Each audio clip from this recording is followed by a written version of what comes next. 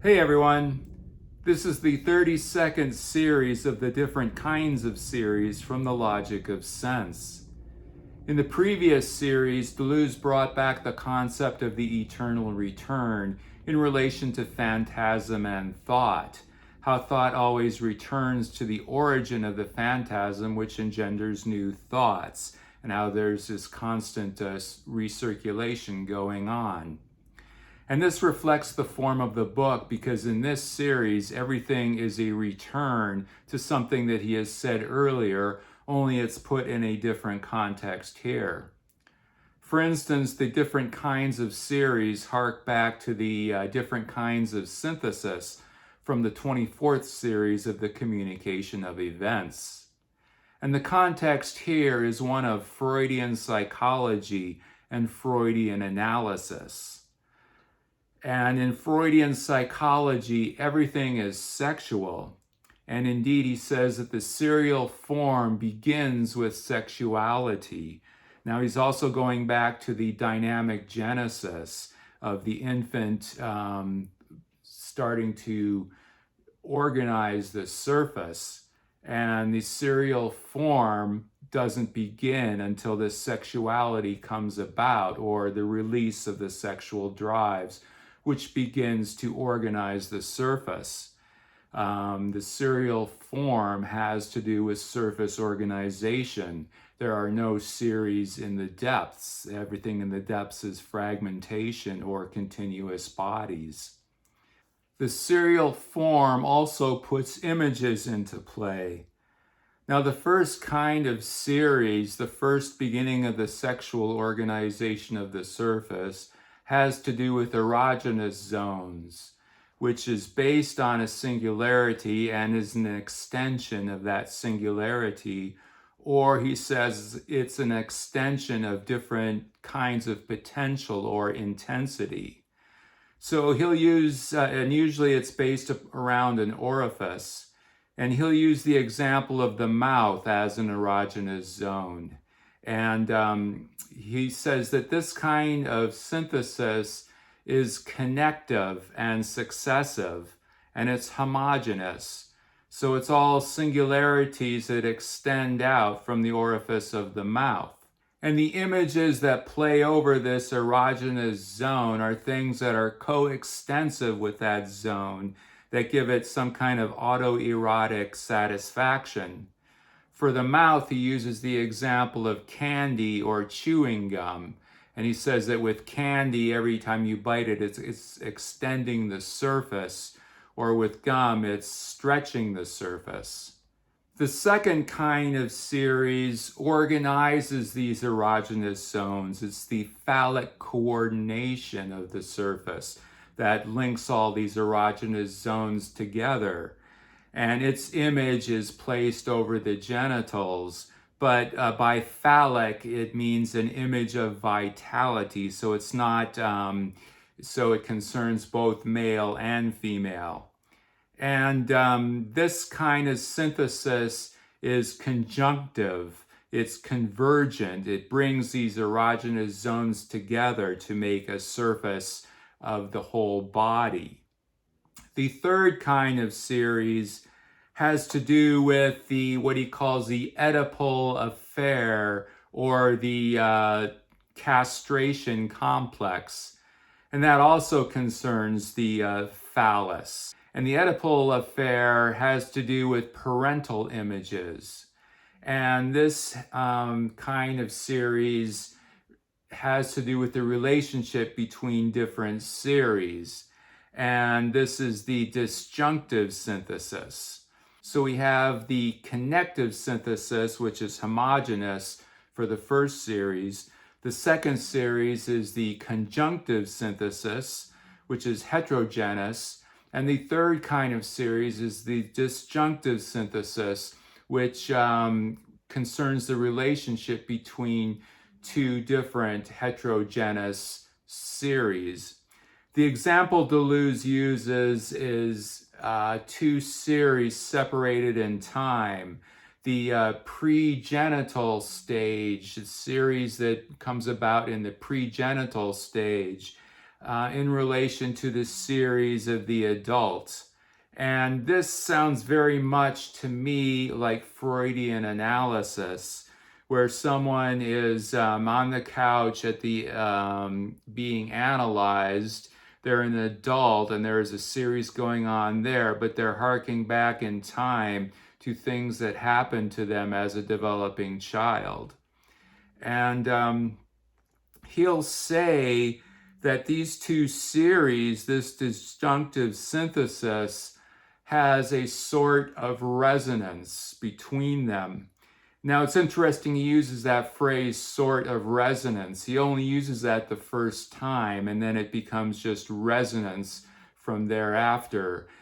And he also says, he'll use the phrase in our terminology. Now, this is interesting because Deleuze's use of the word resonance differs significantly from how physicists use the word resonance, because the resonance between these two different series, Deleuze says, is not based on resemblance, but based on difference. It's difference that resonates between these series.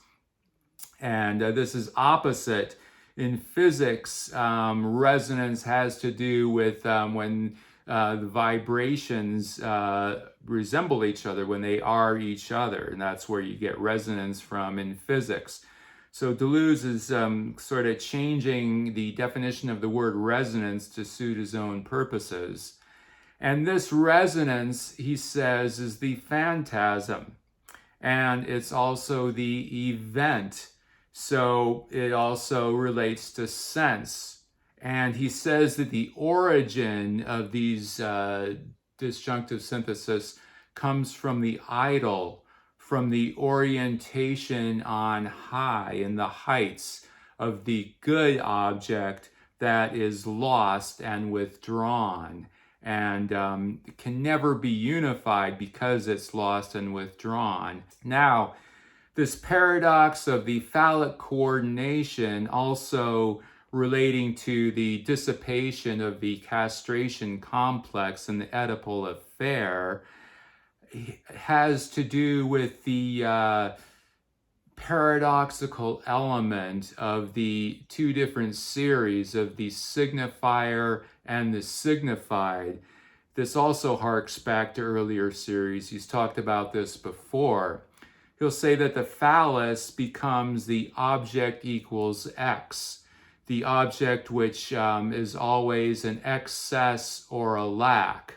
It's an excess when it's coordinating the surface, but it's a lack when it's being dissipative, when it's taking part in the castration complex. And it's always in a state of disequilibrium. Now, this terminology, object equals X, comes Kantian transcendental idealism. And because in Kant's philosophy, you can never determine an object in itself. You can only determine an object as it appears to you in your senses, in your perception. So with the object equals X, there's always an aspect of the unknown or uncertainty. And this is the paradoxical element that circulates between the two series of the signifier and the signified. So there's an inflection point in this series, maybe 2/3 of the way through or a little bit more, and he starts talking about language. He'll bring up, he says, everybody knows Sperber's theory of the sexual origin of language, and this comes from a 1912 article by Hans Sperber. Well, actually, not everybody knows it, I don't think. I didn't. And if I can find a copy of that article, I'll link to it. But anyway, he's coming back to this idea of the phoneme, the morpheme, and the semantemes, these basic units of language. And again, the phoneme has to do with the smallest unit that separates words from each other, which is often letters. So for instance, the letter H and the letter C are phonemes that separate the words hat and cat. A morpheme is a meaningful unit of language that can't be further divided. And a semanteme is a word, basically. So for the word incoming, that's a semanteme, and the morphemes in that word are the words or the parts in and coming. Those are the morphemes. And he's going to connect these different elements of language with the different sexual positions. So the phoneme he connects with the erogenous zone, with the connective synthesis, the morpheme with the phallic coordination, and the semantemes with the disjunctive synthesis. And he harks back to this idea of esoteric words, and he relates that to each of those three. And then portmanteau words, the portmanteau words relating to the disjunctive synthesis, the esoteric words to the morphemes, and so on. Deleuze is getting all this from a book called Psychanalyzer by Serge Leclaire. And Leclaire defines the entire body as an aggregate or a sequence of letters, with the image of the phallus assuring their convergence and continuity. And Deleuze recapitulates and returns to the dynamic genesis, how the child learns language, based on sound, beginning with the chaotic noises of the depths. And then he says the child has a premonition when it starts to hear the voice from on high, the voice of the heights, which is that there's a language presupposed, spoken by the parents. The child is very sensitive to the phonemic distinctions between the different words, more so than the adults who have sort of don't listen to the phonemic, the difference in the phonemes between the different words as much as the child does, who is trying to learn it, apparently. And this then gets brought down to the surface. But before he learns or she learns language, they learn speech. The sexual drives bring about the organization of sounds into speech. And according to Deleuze, this still isn't language. It will take an event. It will take the event or sense before this speech gets translated into language. And we can see that in the development of a child as it starts to, utter words. It starts to learn words based on imitating the sounds from its parents. For the esoteric side of this, there's a few different things. To start with, the idea that everything is sexual, which the Freudian notion, which Deleuze explicitly states right at the end of this series, that relates to the idea that sexual energy and spiritual energy are the exact same energy. One is sublimated and one is more concerned with the depths. I'm also struck by the idea of the surface of the body being an aggregate and sequence of letters, which the image of the phallus coordinates into words.